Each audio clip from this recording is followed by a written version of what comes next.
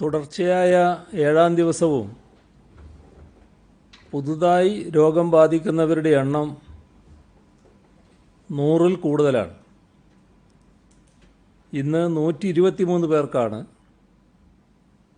Covid ബാധ സ്ഥിരീകരിച്ചത്. 53 പേർ രോഗമുക്തി നേടി. ഈ 123 പേരിൽ 84 പേർ വിദേശത്തു നിന്ന് വന്നവരാണ്. മറ്റ് സംസ്ഥാനങ്ങളിൽ നിന്ന് വന്നവർ 33 സമ്പർക്കം വഴി 6 പേരാണ്. പോസിറ്റീവായവരുടെ ജില്ല തിരിച്ചുള്ള കണക്ക്: പാലക്കാട് 24, ആലപ്പുഴ 18, പത്തനംതിട്ട 13, കൊല്ലം 13, എറണാകുളം 10, തൃശ്ശൂർ 10, കണ്ണൂർ 9, കോഴിക്കോട് 7, മലപ്പുറം 6, കാസർഗോഡ് 4, ഇടുക്കി 3, തിരുവനന്തപുരം 2, കോട്ടയം 2, വയനാട് 2. ഫലം നെഗറ്റീവായവർ ജില്ല തിരിച്ച് പത്തനംതിട്ട 9, ആലപ്പുഴ 3, കോട്ടയം 2, ഇടുക്കി 2, എറണാകുളം 2, തൃശ്ശൂർ 3, പാലക്കാട് 5, മലപ്പുറം 12, കോഴിക്കോട് 6, കണ്ണൂർ 1, കാസർഗോഡ് 8. കഴിഞ്ഞ 24 മണിക്കൂറിനകം 5240 സാമ്പിളുകൾ പരിശോധിച്ചു. ഇതുവരെ 3726 പേർക്കാണ് സംസ്ഥാനത്ത് രോഗം സ്ഥിരീകരിച്ചത്. ചികിത്സയിലുള്ളത് 1761 പേരാണ്. 1,59,616 പേരാണ് നിരീക്ഷണത്തിലുള്ളത്. 2349 പേർ ആശുപത്രികളിലുണ്ട്. ഇന്ന് മാത്രം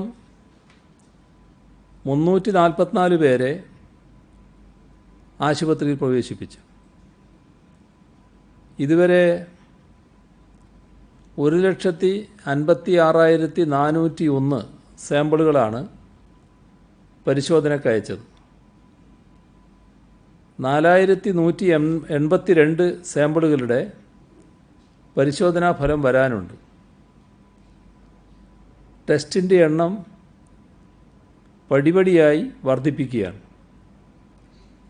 ജൂലൈയിൽ ദിവസം 15,000 ടെസ്റ്റുകൾ നടത്തുന്നതിലേക്ക് എത്താനാണ് ശ്രമിക്കുന്നത്.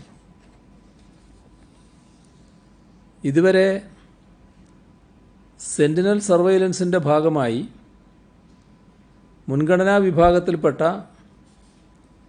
41,944 സാമ്പിളുകൾ ശേഖരിച്ചു. അതിൽ 40,302 നെഗറ്റീവായിട്ടുണ്ട്. ഹോട്ട്സ്പോട്ടുകളുടെ എണ്ണം 113. കോവിഡ് വ്യാപനത്തെക്കുറിച്ച്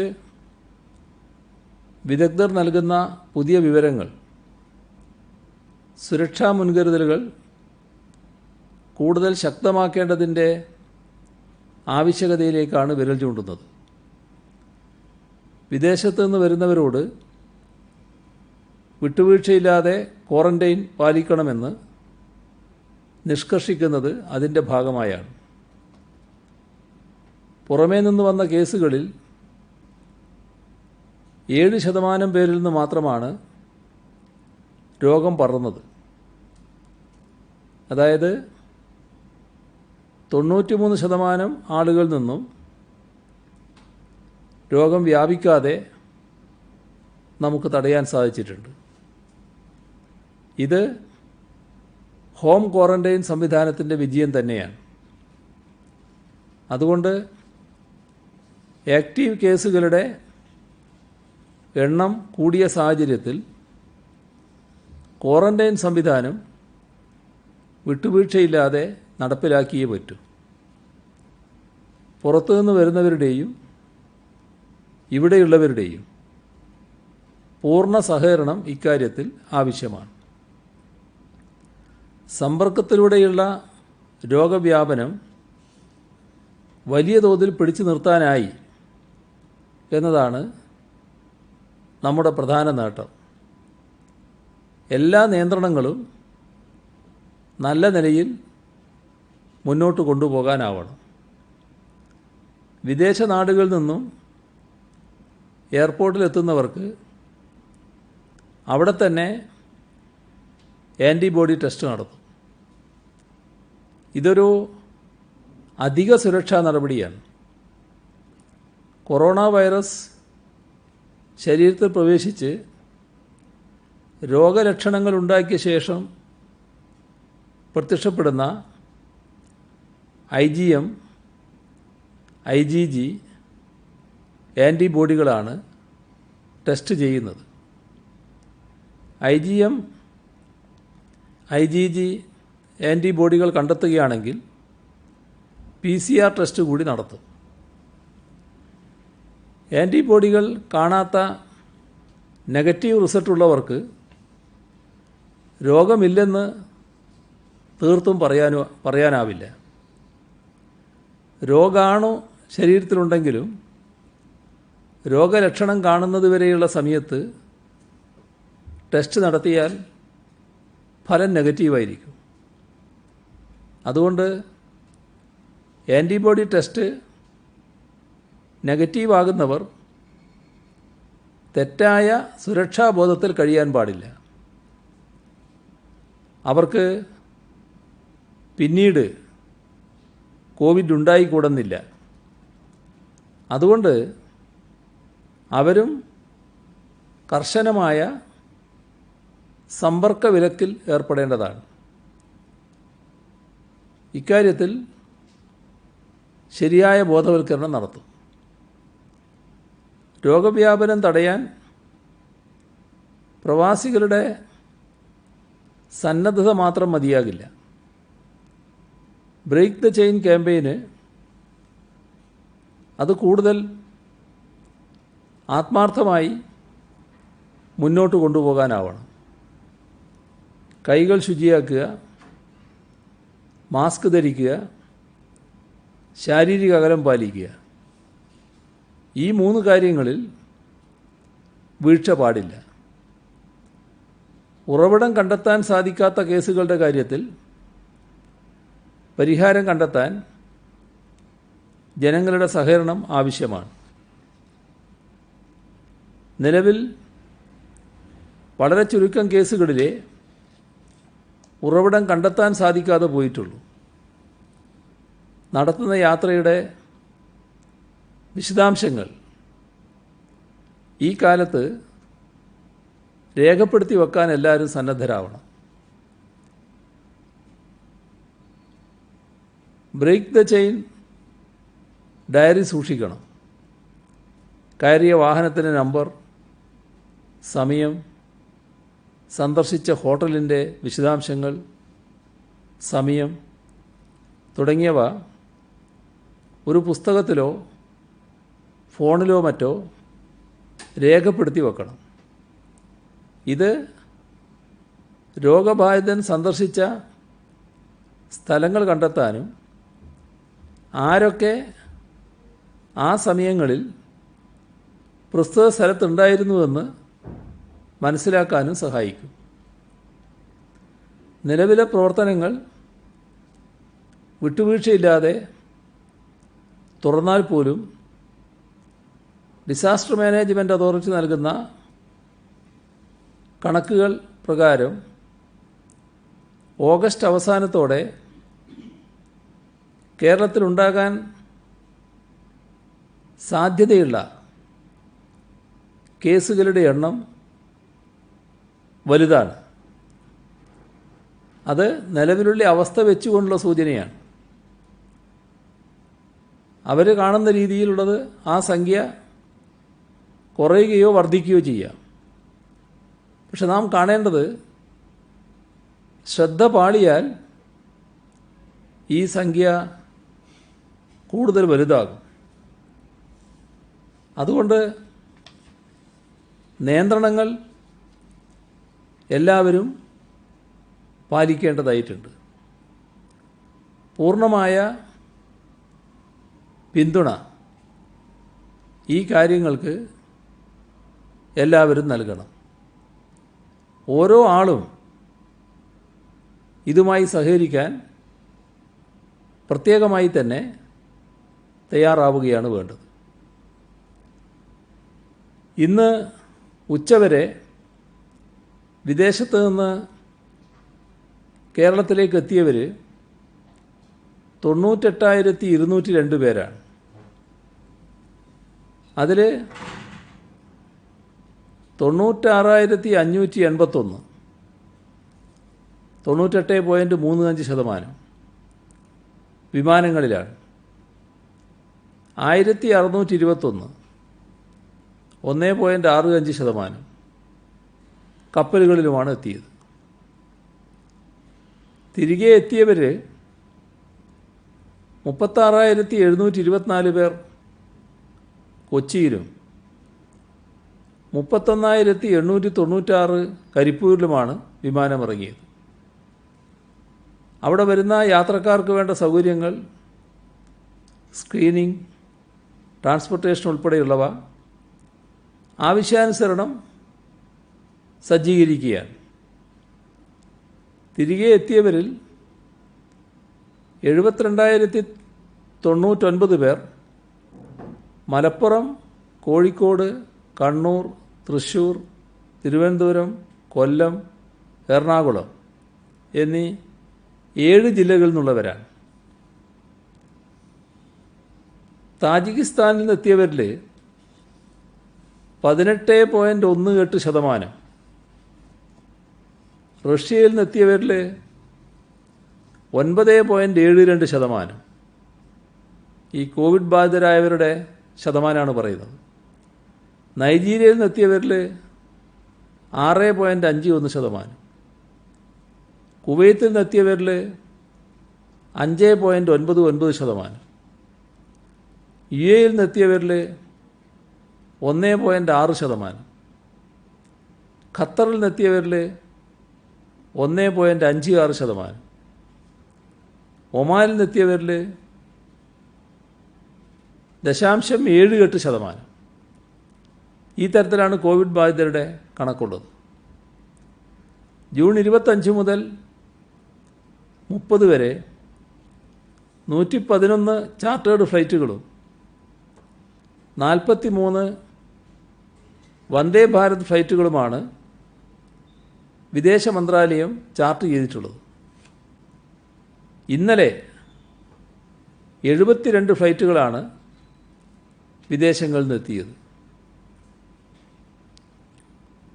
നാളെ മുതൽ ദിവസം 40-50 ഫ്ലൈറ്റുകളാണ് പ്രതീക്ഷിക്കുന്നത്. കൊച്ചിക്കും കോഴിക്കോട്ടുമാണ് കൂടുതൽ ഫ്ലൈറ്റുകൾ. ഇത് കണക്കിലെടുത്ത് എല്ലാ വിമാനത്താവളങ്ങളിലും വിപുലമായ സജ്ജീകരണങ്ങൾ ഒരുക്കിയിട്ടുണ്ട്. കോവിഡ് പരിശോധനയ്ക്കുള്ള ആൻറ്റിബോഡി കിറ്റ് എല്ലായിടത്തേക്കും എത്തിച്ചു. പ്രത്യേക ബൂത്തുകൾ തയ്യാറാക്കിയിട്ടുണ്ട്. വിമാനത്താവളത്തിൽ ഇതിന് ചുമതലയുള്ളവർക്ക് വ്യക്തമായ മാർഗനിർദ്ദേശം നൽകി. പോലീസിൻ്റെയും ആരോഗ്യ വിഭാഗത്തിൻ്റെയും മറ്റ് സർക്കാർ സംവിധാനങ്ങളുടെയും ഇക്കാര്യത്തിലുള്ള ഇടപെടൽ പ്രശംസനീയമാണ്. ഇത്തരത്തിൽ 72 വിമാനങ്ങൾ വന്നപ്പോൾ എല്ലാ കാര്യങ്ങളും സുഗമമായി കൈകാര്യം ചെയ്യാൻ സാധിച്ചിട്ടുണ്ട്. കോവിഡ് രോഗികളുടെ ചികിത്സാർത്ഥം രോഗികളുടെ എണ്ണമനുസരിച്ച് സജ്ജീകരണങ്ങൾ ഒരുക്കുന്നതിനായി പ്ലാൻ എ, ബി, സി എന്നിവ തയ്യാറാക്കിയിട്ടുണ്ട്. കോവിഡ് രോഗികൾക്ക് മെച്ചപ്പെട്ട ചികിത്സ ഉറപ്പുവരുത്തുന്നതിനായാണ് ഇത്തരത്തിൽ സജ്ജീകരണങ്ങൾ ചെയ്തിരിക്കുന്നത്. പ്ലാൻ എ പ്രകാരം കോവിഡ് രോഗികളുടെ ചികിത്സക്കായി 14 ജില്ലകളിലുമായി 29 കോവിഡ് ആശുപത്രികളും അവയോട് ചേർന്ന് 29 കോവിഡ് ഫസ്റ്റ് ലൈൻ ട്രീറ്റ്മെൻറ്റ് സെൻ്ററുകളും ആരംഭിച്ചിട്ടുണ്ട്. സ്വകാര്യ ആശുപത്രികളുടെ സൗകര്യവും ഉപയോഗിക്കും. ഇത്തരത്തിൽ സജ്ജമാക്കിയിട്ടുള്ള 29 കോവിഡ് ആശുപത്രികളിൽ കോവിഡ് ചികിത്സക്കായി മാത്രമായി 8537 കിടക്ക, 872 ICU കിടക്കകൾ, 482 വെന്റിലേറ്ററുകൾ നിലവിൽ തയ്യാറാക്കിയിട്ടുണ്ട്. രോഗികൾ കൂടുന്ന മുറക്ക് തിരഞ്ഞെടുക്കപ്പെട്ട ആശുപത്രികളിലെ കൂടുതൽ കിടക്കകൾ കോവിഡ് ചികിത്സക്കായി ഉപയോഗിക്കും. കൂടാതെ രണ്ടാം നിര കോവിഡ് ആശുപത്രികളും തിരഞ്ഞെടുക്കും. നിലവിൽ സജ്ജീകരിച്ചിട്ടുള്ള 29 കോവിഡ് ഫസ്റ്റ് ലൈൻ ട്രീറ്റ്മെൻറ്റ് സെൻ്ററുകളിലുള്ള 3180 കിടക്കകളിൽ 479 രോഗികൾ ചികിത്സയിലുണ്ട്. ഇത്തരത്തിൽ plan A, plan B, plan C എന്ന മുറക്ക് 171 കോവിഡ് ഫസ്റ്റ് ലൈൻ ട്രീറ്റ്മെൻറ്റ് സെൻ്ററുകളിലായി 15,975 കിടക്കകൾ കൂടി സജ്ജമാക്കിയിട്ടുണ്ട്. സാധ്യമായ എല്ലാ സൗകര്യങ്ങളും നൽകുക എന്നതാണ് സർക്കാർ സമീപനം. സർക്കാർ ചെലവിൽ ആംബുലൻസുകൾ, ടെസ്റ്റിംഗ്, ക്വാറന്റൈൻ, ചികിത്സ എന്നിവയ്ക്കായി ആശുപത്രികളിൽ എത്തിച്ച ആളുകളുടെ എണ്ണം ഏപ്രിൽ 7561, മെയ് 24,695, ജൂൺ 30,599 ഈ തരത്തിലാണ്. സംസ്ഥാനത്ത് 10 ലക്ഷം പേരിൽ 109 പേർക്കാണ് രോഗം. കേസ് പെർ മില്യൺ 109 ആണ്. രാജ്യത്താകെ അത് 362 ആണ്.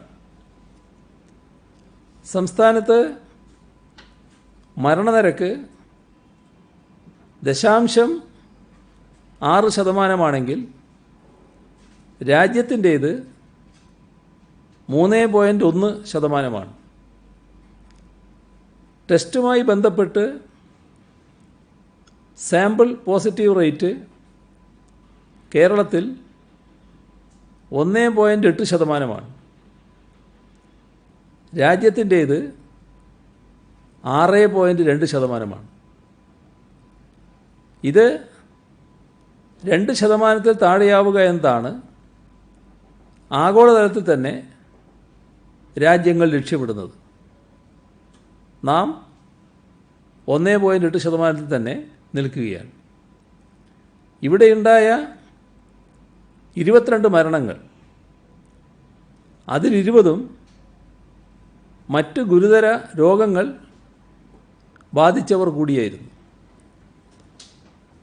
ശാരീരിക അകലം പാലിക്കുന്നത് ഉൾപ്പെടെയുള്ള ആരോഗ്യ സുരക്ഷാ മാനദണ്ഡങ്ങൾ കർശനമാക്കുന്നതിന് പോലീസ് നടപടി ഊർജിതപ്പെടുത്തിയിട്ടുണ്ട്.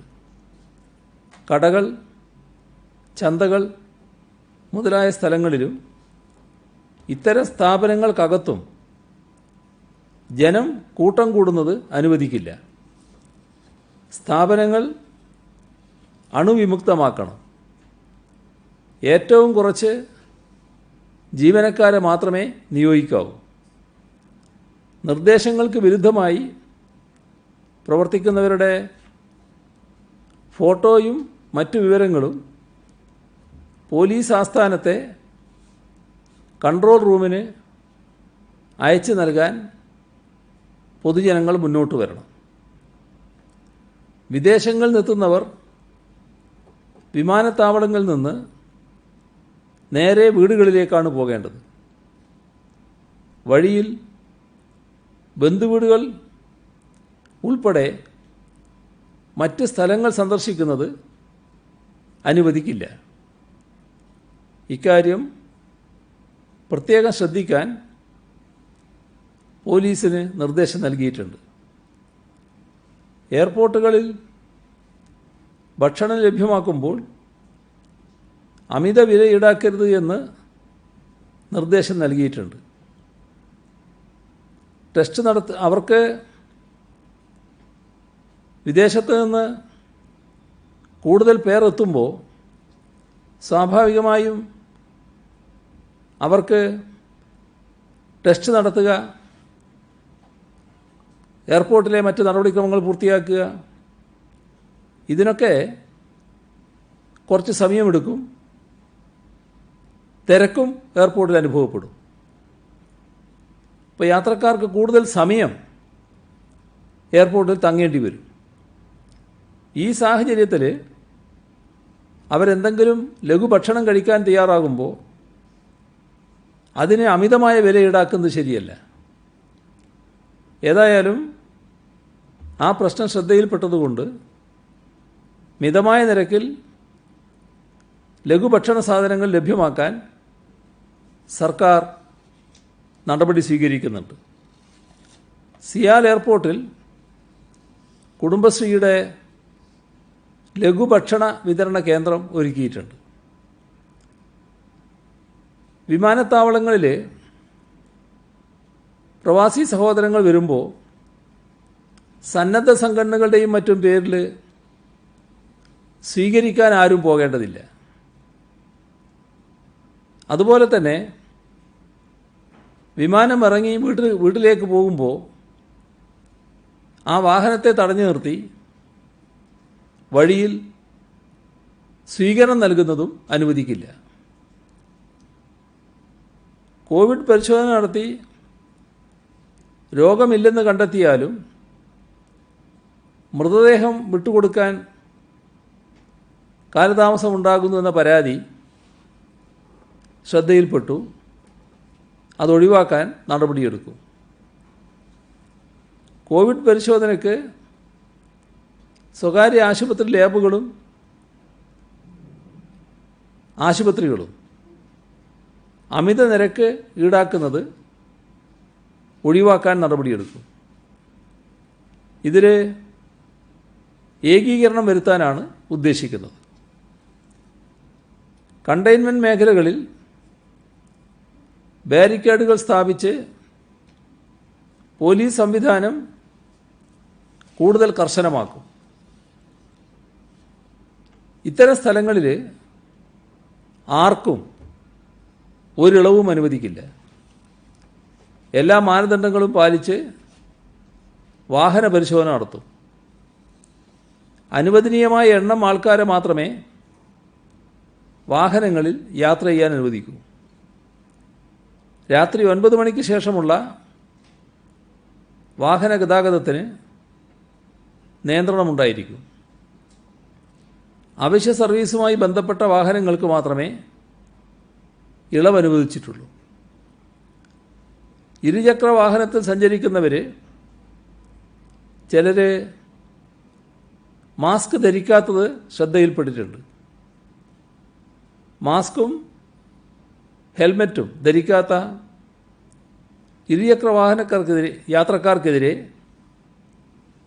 പോലീസ് കർശന നടപടി സ്വീകരിക്കും. ഡ്യൂട്ടിയിലുള്ള പോലീസ് ഉദ്യോഗസ്ഥരുടെ ക്ഷേമം ഉറപ്പാക്കേണ്ട ഉത്തരവാദിത്വം ജില്ലാ പോലീസ് മേധാവിമാർക്കാണ്. ജില്ലാ പോലീസ് മേധാവികൾ പോലീസ് പിക്കറ്റുകളും മറ്റു പരിശോധനാ സ്ഥലങ്ങളും ഇടയ്ക്കിടെ സന്ദർശിക്കും. ക്വാറന്റൈനിൽ കഴിയുന്നവർ നിർദ്ദേശം ലംഘിക്കാതെ വീടുകളിൽ തുടരുന്നുവെന്ന് ഉറപ്പാക്കാൻ നടപടി സ്വീകരിക്കും. മാസ്ക് ധരിക്കാത്ത 6187 സംഭവങ്ങൾ ഇന്ന് സംസ്ഥാനത്ത് റിപ്പോർട്ട് ചെയ്തിട്ടുണ്ട്. ക്വാറന്റൈൻ ലംഘിച്ച 11 പേർക്കെതിരെ ഇന്ന് കേസ് രജിസ്റ്റർ ചെയ്തു. 10-12 ക്ലാസുകളിലേക്ക് ഇനി നടത്താനുള്ള CBSE, ICSE പരീക്ഷകൾ റദ്ദാക്കിയെന്ന് കേന്ദ്ര സർക്കാർ സുപ്രീം കോടതിയെ അറിയിച്ചതായി മാധ്യമങ്ങളിൽ വാർത്ത വന്നിട്ടുണ്ട്. ഇതിൽ നിന്നും വ്യത്യസ്തമായി കേരളത്തിലെ SLC ഹയർ സെക്കൻഡറി പരീക്ഷകൾ മെയ് അവസാന വാരത്തിൽ കോവിഡ് നിയന്ത്രണങ്ങളെല്ലാം പാലിച്ചുകൊണ്ട് സുഗമമായി നടത്തുവാൻ ഇവിടെ കഴിഞ്ഞു. ഇന്ത്യയിൽ ആദ്യമായി പരീക്ഷകൾ പൂർത്തീകരിക്കാൻ കഴിഞ്ഞത് കേരളത്തിനാണ്. ഇപ്പോൾ മൂല്യനിർണ്ണയവും പൂർത്തിയാക്കി. ജൂൺ 30-ന് SSLC റിസൾട്ടുകൾ പ്രസിദ്ധീകരിക്കും. ജൂലൈ 10-ന് മുൻപ് +2 റിസൾട്ടും പ്രസിദ്ധീകരിക്കും. ഇതോടൊപ്പം ജൂൺ 1-ന് തന്നെ ഇന്ത്യയിൽ ആദ്യമായി ഓൺലൈൻ വഴി ക്ലാസുകൾ ആരംഭിക്കാനും നമുക്ക് കഴിഞ്ഞു. ഇത് സംസ്ഥാനത്തിൻ്റെ വലിയൊരു നേട്ടമാണ്. അതീവ ജാഗ്രതയോടെ നാം നടത്തിയ പരീക്ഷ ദേശീയ തലത്തിൽ തന്നെ ശ്രദ്ധിക്കപ്പെട്ടു. പരീക്ഷ നടത്താൻ തീരുമാനിച്ചപ്പോൾ ചില കേന്ദ്രങ്ങൾ ഉയർത്തിയ എതിർപ്പും പരിഹാസവും ശാപവും എല്ലാവരുടെയും ഓർമ്മയിലുണ്ടാവും. ഏത് തീരുമാനമെടുത്താലും അതിനെതിരെ രംഗത്തിറങ്ങുക എന്ന മാനസികാവസ്ഥ ചിലരിൽ ഇപ്പോഴും തുടരുന്നതുകൊണ്ടാണ് ഇത് ഓർമ്മിപ്പിക്കുന്നത്. പട്ടികജാതി പട്ടികവർഗ വികസന വകുപ്പിൻ്റെ കീഴിൽ പാലക്കാടുള്ള ഗവൺമെൻറ് മെഡിക്കൽ കോളേജിൽ പുതുതായി ഒരു RT-PCR ടെസ്റ്റ് യൂണിറ്റും കോവിഡ് OPയും ഇൻപേഷ്യൻ്റ് കേന്ദ്രവും ആരംഭിച്ചു. RT-PCR ടെസ്റ്റ് യൂണിറ്റിന് ICMRൻ്റെ അനുമതി ലഭിച്ചിട്ടുണ്ട്. ഇവിടെ ദിവസം 300 സാമ്പിളുകൾ പരിശോധിക്കാൻ കഴിയും. പാലക്കാട് ജില്ലാ ആശുപത്രിയുടെ പരിമിതികൾ കണക്കിലെടുത്ത് അതിർത്തി ജില്ല എന്ന നിലയിൽ ഗവൺമെൻറ് മെഡിക്കൽ കോളേജിൽ ഈ സൗകര്യങ്ങൾ സംസ്ഥാന സർക്കാർ ഏർപ്പെടുത്തിയിരിക്കുകയാണ്. കോവിഡ് മഹാമാരിയുടെ പശ്ചാത്തലത്തിൽ പുതിയ ആശയങ്ങളും വികസന മാതൃകകളും ആരായുന്ന കേരള ഡയലോഗ് എന്ന സംവാദ പരിപാടി നാളെ ആരംഭിക്കുകയാണ്. ശാസ്ത്രജ്ഞരും തത്വചിന്തകരും നയതന്ത്രജ്ഞരും സാമ്പത്തിക വിദഗ്ധരും എഴുത്തുകാരും പത്രപ്രവർത്തകരും ആക്ടിവിസ്റ്റുകളും ജനപ്രതിനിധികളും സാങ്കേതിക വിദഗ്ധരും ഉൾപ്പെടെ ആഗോളതലത്തിൽ വിവിധ മേഖലകളിൽ പ്രാഗൽഭ്യം തെളിയിച്ച വ്യക്തികളാണ് ഈ തുടർ പരിപാടിയിൽ പങ്കാളികളാവുക. നാളെ കേരള ഡയലോഗിൻ്റെ ആദ്യ ദിവസമാണ്. കേരളം ഭാവി വികസന മാർഗങ്ങൾ എന്ന വിഷയത്തെ ആസ്പദമാക്കി അമർത്യ സെൻ, നോം ചോസ്കി, സൗമ്യ സ്വാമിനാഥൻ എന്നിവർ സംസാരിക്കും. തുടർന്നുള്ള ഘട്ടത്തിൽ ജോസഫ് സ്റ്റിഗ്ലിറ്റ്സ്, വെങ്കി രാമകൃഷ്ണൻ തുടങ്ങിയവർ പങ്കെടുക്കുന്നുണ്ട്. കേരള മാതൃക മുൻനിർത്തി എല്ലാ മനുഷ്യരെയും ഉൾക്കൊള്ളുന്ന സുസ്ഥിര വികസനത്തെക്കുറിച്ചുള്ള സംവാദത്തിന് നേതൃത്വം നൽകാൻ കേരള ഡയലോഗിലൂടെ സാധിക്കുമെന്നാണ് കരുതുന്നത്. ഓൺലൈൻ പഠന സൗകര്യമില്ലാത്ത കുട്ടികൾക്കായി ഷൊർണൂർ പ്രഭാതം ചാരിറ്റബിൾ ട്രസ്റ്റ് 157 കുട്ടികൾക്ക് പ്രയോജനപ്പെടുന്ന തരത്തിൽ 84 TV വിതരണം ചെയ്തു. ദുരിതാശ്വാസത്തിലേക്ക് retired college teachers association of Kerala ആദ്യ ഗഡു 52,43,132 രൂപ. മുനമ്പം വൈപ്പിൻ മത്സ്യമേഖല സംരക്ഷണ സമിതി 19,52,000 രൂപ. എറണാകുളം എടവനക്കാട് കിഴക്കേ വീട്ടിൽ ഖാദിർ ഹാജി കുടുംബ ട്രസ്റ്റ് 7,07,601 രൂപ. Kerala service pensioners union Kalamassery east committee 2,69,000 രൂപ. പന്ന്യന്നൂർ ചെങ്കൊടിമുക്ക് സഖാക്കൾ ബിരിയാണി ചാലഞ്ചിലൂടെ സമാഹരിച്ച 1,00,000 രൂപ. AIYF കാരമുക്ക് മേഖലാ കമ്മിറ്റി 70,000 രൂപ. കല്യാശ്ശേരിയിലെ മാകാട് മഹല്ല് കൂട്ടായ്മ 51,120 രൂപ. ഇത്രയാണ് ഇന്ന് വിവരങ്ങൾ പങ്കുവെക്കാനുള്ളത്. പ്രവാസികളുടെ മടക്കവുമായി ബന്ധപ്പെട്ട് സംസ്ഥാന സർക്കാർ ഇന്നലെ അങ്ങും പറഞ്ഞ കാര്യങ്ങളെ പൂർണ്ണമായും തള്ളിക്കൊണ്ടാണ് വിദേശകാര്യ സഹമന്ത്രി വി മുരളീധരൻ നേതൃത്വത്തിൽ വാർത്താ സമ്മേളനം. പ്രവാസികളെ കൊണ്ടുവരുന്ന സംസ്ഥാനത്തിന് മാത്രമായി പ്രത്യേക മാനദണ്ഡമില്ല, അത് അനുവദിക്കാൻ കഴിയില്ല. പിന്നെ ട്രൂനാറ്റ് കിറ്റുകൾ അച്ചാർ ഉപ്പേരിയെ കൊടുത്തിട്ടും പോലെ കൊടുത്തിടാൻ പറ്റിയ ഒന്നല്ല. ക്ലിഫോസിന് എവിടുന്നാണ് ഈ പ്രവാസികൾ വന്നാൽ മാത്രം രോഗം പകരുന്ന റിപ്പോർട്ട് കിട്ടിയത്? വിവാഹ സംഘങ്ങൾക്ക് എങ്ങനെ രോഗം വരില്ല? ഇത്തരം കാര്യങ്ങൾ അദ്ദേഹം വലിയ വിമർശന രൂപത്തിൽ പറഞ്ഞത്. എന്താണ് സർക്കാരിന്റെ പ്രതികരണം? അതിലൊരു കാതലായ വിമർശനമായിട്ട് ഞാൻ കാണുന്നില്ല. ഇന്നത് നാട് മുഴുവൻ ഈ കാര്യങ്ങളെല്ലാം അറിയുക. അത് സംബന്ധിച്ച് ഇദ്ദേഹത്തിന് എന്താണ് പറ്റുന്നതെന്ന് എനിക്കൊരു നിശ്ചയം കിട്ടുന്നില്ല. അതുകൊണ്ട് ഞാനതിനെക്കുറിച്ച് കൂടുതലായിട്ടൊന്നും പറയാൻ ഉദ്ദേശിക്കുന്നില്ല. ഈ പറഞ്ഞ കാര്യങ്ങളിലെല്ലാം വ്യക്തതയുള്ളതാണ്. ഇന്ത്യ ഗവൺമെൻറ്റിന് വ്യക്തതയുള്ളതാണ്.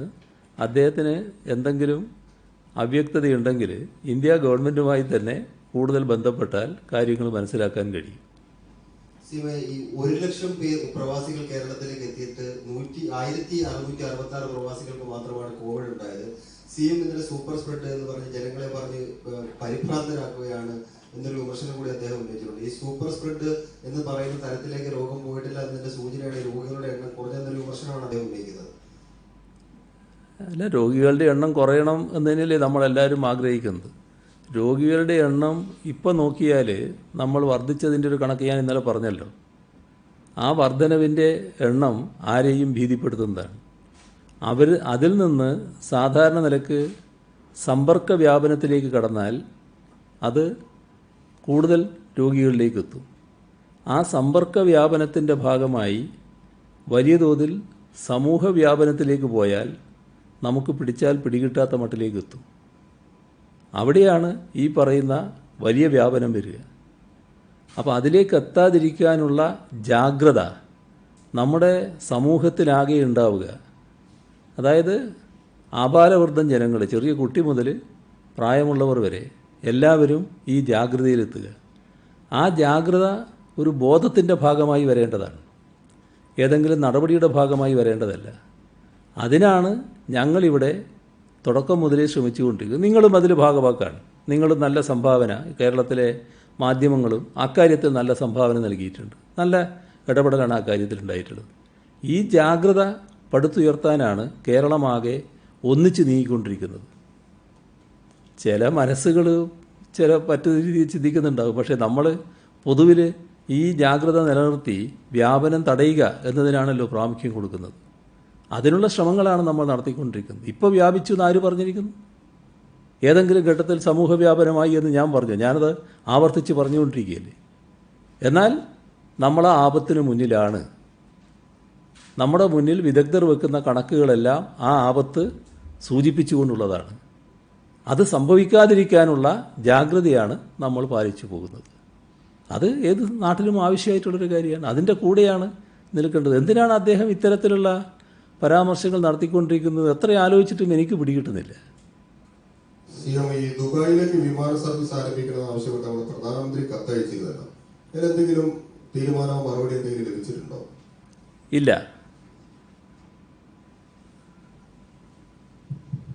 നാളെ ഈ ലോക ലഹരി വിരുദ്ധ ദിനമായിരുന്നിട്ടും വെബ്ക്യൂ ആപ്പിലൂടെ ടോക്കൺ വിതരണം ചെയ്യുന്നുണ്ട്. അക്കാര്യം ശ്രദ്ധപ്പെട്ടിട്ടുണ്ടോ? എങ്ങനെ? നാളെ ലോക ലഹരി വിരുദ്ധ ദിനമായിരുന്നിട്ടും വെബ്ക്യൂ ആപ്പ് വഴി ഈ ടോക്കൺ വിതരണം ചെയ്യുന്നുണ്ട്. അക്കാര്യം ശ്രദ്ധപ്പെട്ടിട്ടുണ്ടോ? എൻ്റെ ശ്രദ്ധയിൽപ്പെട്ടിട്ടില്ല. സ്വകാര്യ ആശുപത്രികളെ കോവിഡ് പരിശോധനയിൽ പങ്കാളിയാക്കുമെന്ന് ഇപ്പോൾ അങ്ങ് പറഞ്ഞു. മറ്റു പല സംസ്ഥാനങ്ങളും ഈ സർക്കാരുകൾ തന്നെ സ്വകാര്യ ആശുപത്രികളിലെ കോവിഡ് പരിശോധനയ്ക്ക് നിരക്ക് നിശ്ചയിച്ച് പ്രഖ്യാപിച്ചിട്ടുണ്ട്. സംസ്ഥാന സർക്കാർ അങ്ങനെ നിരക്ക് നിശ്ചയിച്ചിട്ട് പ്രഖ്യാപിക്കുന്ന ആ പ്രോസസ് എന്തെങ്കിലും നടപടികൾ സ്വീകരിച്ചിട്ടുണ്ട്? ഇവിടെ സ്വകാര്യ ആശുപത്രികളുമായി നേരത്തെ ബന്ധപ്പെട്ടിരുന്നു, ചർച്ചകൾ നടക്കുന്നുണ്ട്. അതിൻ്റെ ഭാഗമായി കൂടുതലായി അവർ രംഗത്ത് വരുമ്പോൾ നിരക്കുകളും ഏകീകരിക്കണമെന്ന് കാണുന്നുണ്ട്. അതിൻ്റെ ഭാഗമായുള്ള ചില നടപടികളിലേക്ക് കടക്കാൻ തന്നെയാണ് ഉദ്ദേശിക്കുന്നത്. ഓഗസ്റ്റ് അവസാനത്തോടുകൂടി കോവിഡ് വ്യാപനം കൂടും എന്ന് പറഞ്ഞിരുന്നല്ലോ. അത് ഡിസാസ്റ്റർ മാനേജ്മെന്റ് ഇത്ര വരെ വന്നേക്കാം എന്നുള്ള എന്തെങ്കിലും കണക്ക് തന്നിട്ടുണ്ടോ സർക്കാരിന്? അവർ കണക്ക് തന്നിട്ടുണ്ട്. ഞാനിപ്പോൾ ആ കണക്ക് വെളിപ്പെടുത്തിയിട്ടില്ല എന്ന് മാത്രമേ ഉള്ളൂ. ആ കണക്ക് കൂടാൻ കുറയാം. പക്ഷേ നമ്മളതിന് നല്ല ജാഗ്രത പാലിച്ചു പോവുക എന്നുള്ളതാണ് പ്രധാനം. എത്രയാണെന്ന് ആ കണക്ക്? അതേ വെളിപ്പെടുത്തിയില്ലല്ലോ, ഇപ്പോൾ വെളിപ്പെടുത്തില്ല. 6 ജില്ലകളിൽ അതീവ ജാഗ്രത വേണമെന്നാണ് ഇന്ന് ആരോഗ്യമന്ത്രി പറഞ്ഞത്. ഏതൊക്കെയാണ് ഈ 6 ജില്ലകൾ കൂടുതൽ ജാഗ്രത വേണ്ടത്? നമ്മുടെ സംസ്ഥാനത്ത് ചില ജില്ലകളിൽ നല്ലതുപോലെ രോഗികളുടെ എണ്ണം കൂടിയിട്ടുണ്ട്. അവിടെ കൂടുതൽ ശ്രദ്ധ വേണമെന്നതാണ് ഈ പൊതുവായി ഉദ്ദേശിക്കുന്നത്. അതാണ് കാണേണ്ടത്. വേറൊരു ചോദ്യമാണ്. അതായത് റീബിൽഡ് കേരളയുടെ കൺസൾട്ടൻസി KPMGക്ക് നൽകിയിട്ടുണ്ട്. നേരത്തെ ഇവർ സൗജന്യമായി കൺസൾട്ടൻസി നൽകാമെന്ന് പറഞ്ഞ് വരികയും പിന്നീട് പോയതുമാണ്. ഇന്നിപ്പോൾ പ്രതിപക്ഷ നേതാവ് പറയുന്നത് ഇതിൽ വലിയ ദുരൂഹതയുണ്ട്. ഇത്തരത്തിൽ വീണ്ടും അവർക്ക് ഇങ്ങനെ കൺസൾട്ടൻസി കോവിഡ് കാലത്ത് നൽകിയതില്ലെന്നാണ്. അതിലെന്തെങ്കിലും വസ്തുതയുണ്ടോ? ഒരു ഘട്ടത്തിൽ നമ്മളെ സഹായിക്കാൻ തയ്യാറായത് നമ്മൾ ദുരന്തം നേരിടുന്ന ഘട്ടത്തിലായിരുന്നു. ദുരന്ത സമയത്ത് നമ്മളെ സഹായിക്കാൻ സൗജന്യമായി അവർ സന്നദ്ധത പ്രകടിപ്പിച്ചു. ആ സഹായം നമ്മൾ ആ ഘട്ടത്തിൽ സ്വീകരിച്ചിരുന്നു. ആ ഘട്ടം കഴിഞ്ഞ് മറ്റ് നടപടികളിലേക്ക് നമ്മൾ നീങ്ങുന്നു. അതിൻ്റെ ഭാഗമായി ഈ റീബിൽഡ് കേരളയുമായി ബന്ധപ്പെട്ട കാര്യങ്ങൾക്ക് കൺസൾട്ടൻസിയുടെ കാര്യം ഏകപക്ഷീയമായി എടുക്കുകയല്ല ചെയ്തത്. അതിന് കൃത്യമായ മാനദണ്ഡങ്ങളോടെയുള്ള സുതാര്യമായ നടപടികൾ സ്വീകരിച്ചു. അതിന് വിവിധ ഏജൻസികൾ അതിനുള്ള ഓഫറുകൾ നൽകി. അതിൽ വിദഗ്ധമായ പരിശോധനയ്ക്ക് ശേഷമാണ് ഇവരെ കണ്ടെത്തി നിശ്ചയിക്കുന്ന നില വന്നിട്ടുള്ളത്. അതിലൊരു ദുരൂഹതയും ഇല്ല. ഡിസാസ്റ്റർ മാനേജ്മെന്റ് ഉയർത്തിക്കാട്ടിയ സംഖ്യയാണോ? അല്ല, ഭയപ്പെടുത്തുന്ന സംഖ്യയല്ല. പക്ഷേ നമ്മൾ കരുതലോടെ ഇരിക്കണമല്ലോ, അതുകൊണ്ടാണത് പറയുന്നത്. ഓൺലൈൻ ക്ലാസ്സുകൾ തുടങ്ങിയതും SLC പരീക്ഷ നടത്തിപ്പൊക്കെ CM പറഞ്ഞു. ഇനിയിപ്പോൾ ഫലം വരുന്ന തീയതികൾ സംബന്ധിച്ചും ധാരണയായിട്ടുണ്ട്. ഈ പശ്ചാത്തലത്തിൽ ഇനി +1 പ്രവേശന പ്രക്രിയ സംബന്ധിച്ച് എന്തെങ്കിലും ആലോചനയുണ്ടോ? ഒപ്പം തന്നെ ഈ പരീക്ഷകൾ CBSE മാറ്റിയ സാഹചര്യത്തിൽ സംസ്ഥാനത്ത് ഇപ്പോൾ കോളേജുകൾ പരീക്ഷ നടക്കുന്നുണ്ട്, സർവകലാശാല പരീക്ഷകൾ. ഇതിലെന്തെങ്കിലും ഒരു പുനഃപരിശോധന ഉണ്ടാകും? അല്ല, CBSE പരീക്ഷയുടെ കാര്യത്തിൽ എല്ലാവരുടെയും ഏകീകരിച്ച നില തന്നെയായിരിക്കും. അത് നമ്മുടെ സംസ്ഥാനത്ത് മാത്രമായിട്ട് നടത്താൻ കഴിയില്ലല്ലോ. മറ്റ് കാര്യങ്ങൾ ഇവിടുത്തെ നില വെച്ച് ഇവിടെ പരിശോധിച്ച് തീരുമാനിക്കേണ്ടതാണ്. അതിൽ എന്താണെന്നുള്ള പരിശോധനയിലേക്ക് ബന്ധപ്പെട്ട വകുപ്പുകൾ കടക്കും. ഈ ഞായറാഴ്ചത്തെ ലോക്ക്ഡൌണിന്റെ കാര്യത്തിൽ കഴിഞ്ഞ ആഴ്ച ഇളവ് നൽകിയല്ലോ. അടുത്ത ഞായറാഴ്ചത്തെ കാര്യത്തിൽ തീരുമാനമായിട്ടുണ്ടോ? അടുത്ത ഞായറാഴ്ചയുടെ കാര്യത്തിൽ ഇപ്പോൾ തീരുമാനമൊന്നും ആയിട്ടില്ല. നമുക്ക് നേരത്തെയുള്ള ഒരു അനുഭവത്തിൽ കഴിഞ്ഞ ആഴ്ച കുറച്ചുകൂടി ഇളവുകൾ കൊടുക്കുന്ന നിലയാണ് ഉണ്ടായത്. അതേതായാലും ഞങ്ങൾ ആലോചിക്കുന്നുണ്ട് എന്താ വേണ്ടതെന്നുള്ളത്. രണ്ട് കാര്യം. ഒന്ന്, പ്രതിപക്ഷ നേതാവ് ഇന്ന് രാവിലെ പറഞ്ഞത് പ്രതിപക്ഷത്തിന്റെ ഇപ്പോഴത്തെ നടപടികൾ കുത്തിത്തിരിപ്പാണെങ്കിൽ ആ കുത്തിത്തിരിപ്പാണ് പ്രതിപക്ഷത്തിന്റെ ദൗത്യം ആണ്, അത് തുടരുമെന്ന് പറയുന്നു. അതുപോലെ തന്നെ KPCC അധ്യക്ഷൻ പറയുന്നു ഈ വിമർശകരുടെ വായടയ്ക്കുന്നതിന് വേണ്ടിയാണ് പത്രത്തിലുള്ള ഉന്നതരായിട്ടുള്ള ആൾക്കാരെ ഇവിടെ ഈ കോവിഡ് ഉപദേശക സമിതിയിലേക്ക് എടുത്തിരിക്കുന്നതെന്ന് പറയുന്നു. ഇതിലെന്തെങ്കിലും വസ്തുതയുണ്ടോ? ഇവിടെ നമ്മുടെ സംസ്ഥാനം ഒരു ദുരന്തം നേരിടുമ്പോൾ ആ ദുരന്തത്തെക്കുറിച്ച്, ദുരന്തം കൈകാര്യം ചെയ്യുന്ന കാര്യത്തെക്കുറിച്ച് ആലോചിക്കാനുള്ള ഒരു സമിതി വന്നപ്പോൾ ആ സമിതിയിൽ സമൂഹത്തിൻ്റെ വിവിധ തലങ്ങളിലുള്ള ആളുകളെ ഉൾപ്പെടുത്തിയിരുന്നു. അതിൽ നമ്മുടെ കേരളത്തിലെ മാധ്യമങ്ങൾക്കും ഒരു പങ്കുണ്ട്. അപ്പോൾ ആ മാധ്യമങ്ങളുടെ ചില പ്രതിനിധികളെയും അതിനകത്ത് ഉൾപ്പെടുത്തി എന്നുള്ളത് ശരിയാണ്. നമ്മുടെ സമൂഹത്തിൽ നല്ല അംഗീകാരമുള്ള വ്യക്തികളെ തന്നെയാണ് അതിൻ്റെ ഭാഗമായി അതിൽ ഉൾപ്പെടുത്തിയിട്ടുള്ളത്. ഒരു പ്രത്യേക പരാതിയും ആ ഘട്ടത്തിൽ അതുമായി ബന്ധപ്പെട്ട് ഉയർന്നു വന്നിട്ടേയില്ല. ഇത് എങ്ങനെയാണ് അതിൻ്റെ ഭാഗമായി ചിലരുടെ മനസ്സ് മാറിപ്പോകുന്നുവെന്ന് അദ്ദേഹം പറയാനിടയായത് നിനക്ക് മനസ്സിലാകുന്നില്ല. അദ്ദേഹത്തിൻ്റെ ഒരു നിലപാടിനെതിരായിട്ട് ഈ സമിതിയിലുള്ള ഒരു ആൾ നേതൃത്വം കൊടുക്കുന്ന ഒരു മാധ്യമം ഒരു മുഖപ്രസംഗം എഴുതിയിരുന്നു. അത് നമുക്കെല്ലാവർക്കും അറിയാവുന്നത് ആ മാധ്യമം എന്ത് നിലപാടാണ് പൊതുവെ സ്വീകരിക്കാറുള്ളത്. LDF സർക്കാരിനോട് വഴിവിട്ട് LDF സർക്കാരിനെ അനുകൂലിക്കുന്ന നിലയാണോ, അല്ല വഴിവിട്ട് മറ്റ് ഈ പറയുന്ന ആരോപണം ഉന്നയിച്ച വ്യക്തിയുടെ പ്രസ്ഥാനത്തെ അനുകൂലിക്കുന്ന നിലയായിരുന്നോ നേരത്തെ സ്വീകരിച്ചിരുന്നത്? ആ ചരിത്രം എല്ലാവർക്കും അറിയാലോ. അങ്ങനെയുള്ളൊരു ചരിത്രം വെച്ചു പുലർത്തുന്ന ഒരു മാധ്യമത്തിന് അദ്ദേഹത്തെ വിമർശിക്കേണ്ടി വന്നത് എന്തുകൊണ്ട് എന്താണ് അദ്ദേഹം ചിന്തിക്കേണ്ടത്. അതിന് സർക്കാരിൻ്റെ നടപടികളെ കുറ്റം പറഞ്ഞിട്ട് കാര്യമില്ല. മാത്രമല്ല അവരെന്തോ പ്രലോഭിപ്പിച്ച് ഇങ്ങനെയൊരു നിലപാടെടുക്കുകയാണ് എന്ന തരത്തിൽ പറയുന്നതും അതെല്ലാം എത്ര കണ്ട് ശരിയാണ് എന്ന് അദ്ദേഹം തന്നെ ആലോചിക്കുന്നതാണ് നല്ലത്. പ്രവാസികൾക്ക് വേണ്ടി തയ്യാറാക്കിയ 42 ക്വാറന്റൈൻ സെന്ററുകൾ കോഴിക്കോട് ജില്ലയിൽ അടച്ചുപൂട്ടാൻ വേണ്ടി ജില്ലാ കളക്ടർ ഉത്തരവ് പുറപ്പെടുവിച്ചിട്ടുണ്ട്. അതിനെതിരെ പ്രവാസികളുടെ ഭാഗത്ത് നിന്ന് രാവിലെ പ്രതിഷേധം ഉണ്ടാവുകയും ചെയ്തു. എന്തുകൊണ്ടാണ് സർക്കാർ അത്തരത്തിലൊരു തീരുമാനത്തിലേക്ക് പോയത്? അതെന്താണെന്ന് അന്വേഷിക്കാതെ എന്താണെന്ന് സ്വകാര്യ ആശുപത്രിയിൽ ഒരു ചർച്ച നടത്തിയിട്ടുണ്ടായിരുന്നല്ലോ. അപ്പോൾ ആദ്യഘട്ടത്തിൽ കോവിഡ് ചികിത്സയാണോ സ്വകാര്യ ആശുപത്രിയിൽ നടത്തുന്നത്, അതോ സർക്കാർ ആശുപത്രിയിൽ മറ്റു രോഗങ്ങളുമായി എത്തുന്ന രോഗികളെയാണോ സ്വകാര്യ ആശുപത്രിയിലേക്ക് മാറ്റുന്നത്? ഇത് സംബന്ധിച്ച് ധാരണയായിട്ടാണോ?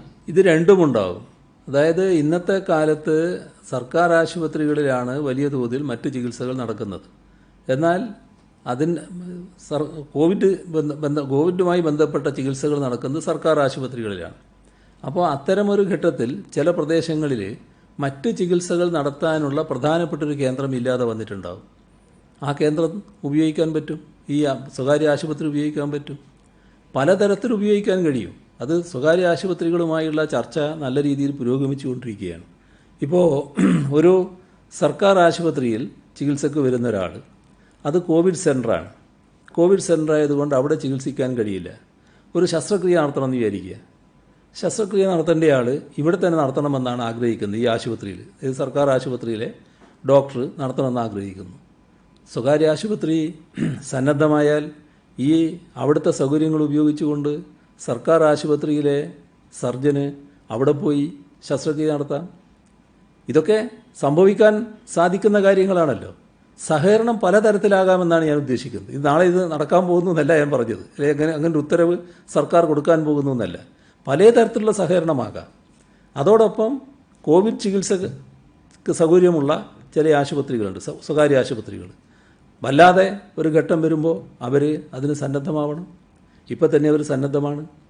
അതിൻ്റെ കൂടെ തന്നെ മറ്റെല്ലാ ചികിത്സകളും, കോവിഡ് ഇതര രോഗികൾക്കുള്ള ചികിത്സകൾ, അത് നല്ല രീതിയിൽ തുറന്നു നടത്താനും കഴിയണം. അങ്ങനെ എല്ലാ രീതിയിലും സഹകരണം ഉറപ്പാക്കുന്ന നടപടിയാണ് സ്വീകരിക്കാൻ പോകുന്നത്.